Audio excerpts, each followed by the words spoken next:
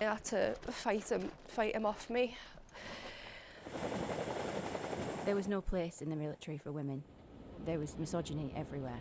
Women who served in the British Army, revealing the main threat was men they fought alongside. It's outrageous that it's still going on and that they're covering it up. They say sexual harassment was relentless and assault impossible to escape. After years of silence, the suicide of 19-year-old soldier Jaysley Beck, who was sexually assaulted and failed by the army, has triggered an outpouring of fellow soldiers who say they too suffered abuse. 3 are now sharing their stories with Sky News. Michelle Francis was in the army for 11 years and saw active service in Afghanistan. She left in 2020. I've had my breasts grabbed by people, my bum. Guys, when I've walked upstairs, have looked up my skirt and stuff to see if I'm wearing underwear. Just disgusting stuff like that. And how often would this kind of thing happen? All the time, they're sweeping it under the carpet, not realising how much it's affecting the female morale in the military. It's a culture that Jane first experienced when she signed up as a teenager.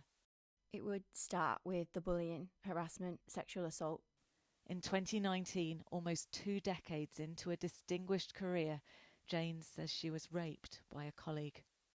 He grabbed at my throat and was pushing me down onto this blow-up bed, and then he was trying to put his penis in my mouth. It was the worst experience I've ever been through in my life.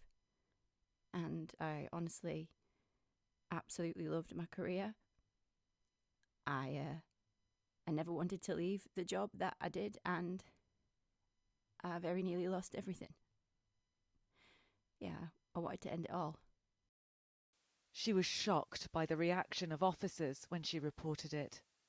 They said, in effect, "Why are you reporting this now? We don't believe you. There's been comments made that you flirt with people, you drink too much." Pretty much the analogy, if you wear short skirts, now you're crying wolf.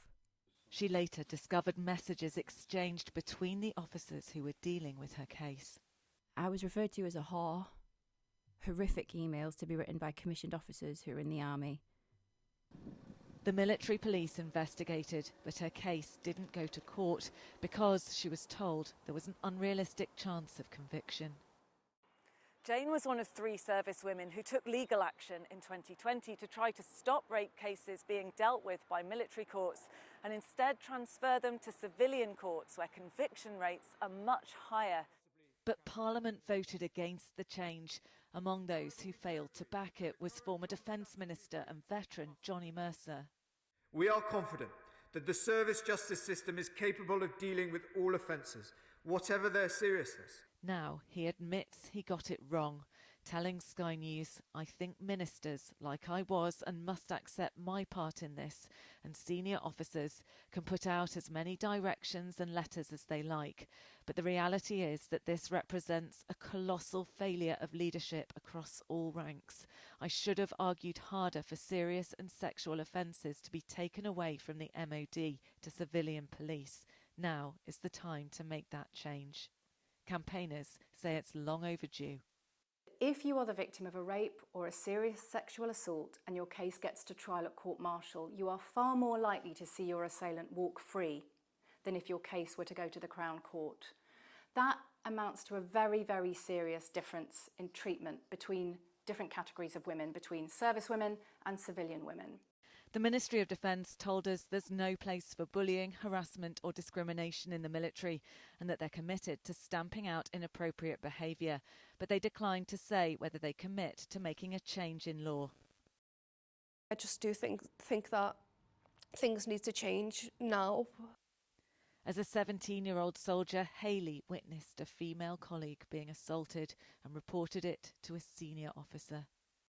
He dragged me by the back of my coat up the stairs to the office, and he stood over me with his finger right in my face, screaming and swearing, like he was screaming so much he was spitting. And he was saying, "Don't you dare speak about that ever again." How did you feel? I remember thinking, there's girls who are at risk here and nobody cares. Months later, she was woken up by a man climbing into her bed.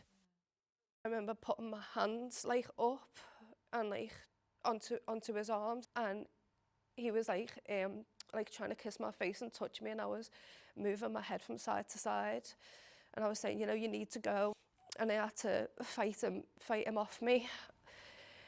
For years after it happened, I would wake up and grab my face because I could still feel the stubble, his stubble on my ear. Like it was just right there. He never faced justice, while she joined the ranks of female soldiers who believed their predators were protected. Becky Johnson, Sky News.